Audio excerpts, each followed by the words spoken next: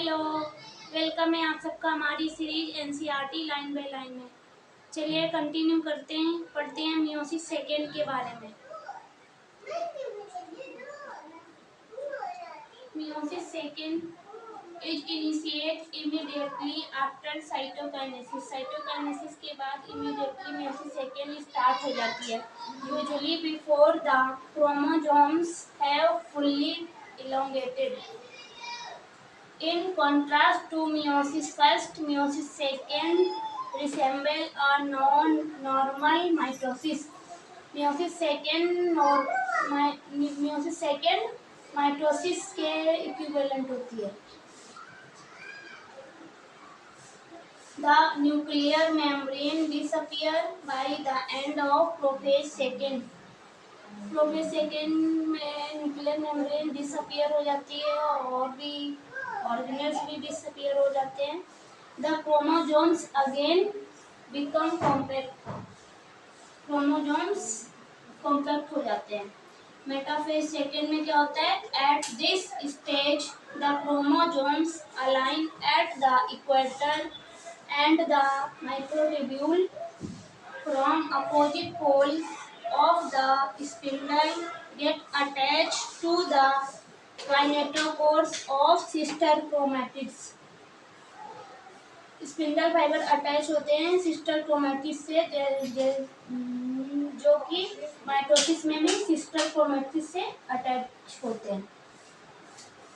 Anaphase में क्या होता है? It begins with the simultaneous splitting of the centromere of each chromosomes which was holding the sister chromatids together. जो sister chromatids को hold करे होता है। allow them to move towards opposite poles. ये मूव करने लगते हैं अपोजिट पोल्स की तरफ of the cell by shortening of microtubules attached to kinetochores. ये अपोजिट पोल्स की तरफ मूव करने लगते हैं क्योंकि माइक्रोट्यूब्यूल शॉर्ट होने लगता है।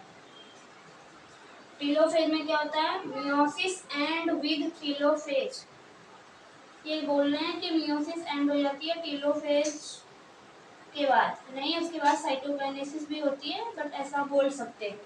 In which the two groups of chromosomes once again get enclosed by a nuclear envelope.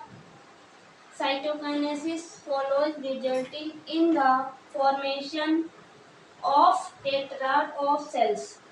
इसके बाद 4 cells बन जाती हैं, that is 4 haploid daughter cells. 4 haploid daughter cells बन जाती हैं।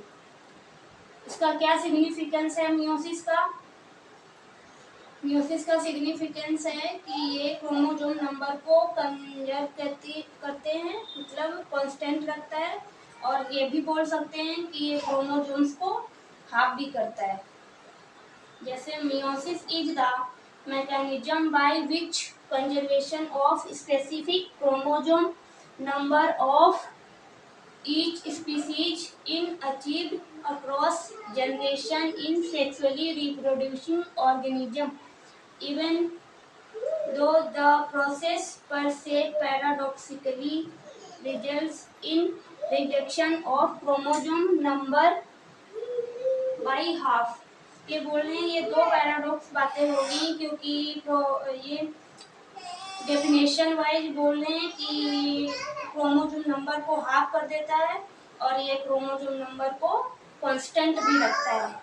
जैसे कि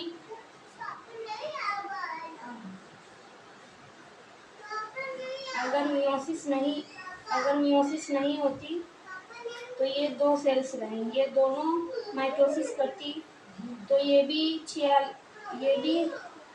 ही रहता, ये भी सेम ही रहता, और इसका भी ये दोनों ही सेम रहते अगर माइटोसिस होती। मियोसिस नहीं होता तो ये दोनों मिलाकर 92 हो जाते हैं, मतलब कोई दूसरी स्पीसीज बन जाती, ह्यूमंस नहीं।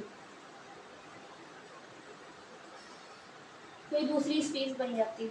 तो इसीलिए इस ज़्यादा ना हो, इसे कांस्टेंट रखने के लिए मियोसिस होना जरूरी है। जैसे कि मियोसिस हुई तो ये 23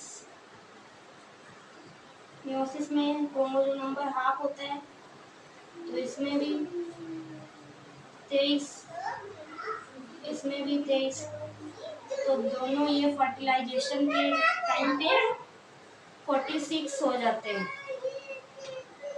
तो क्रोमोसोम नंबर इसीलिए बोल रहे हैं कि कांस्टेंट हो जाता है और हाफ भी हो जाता है।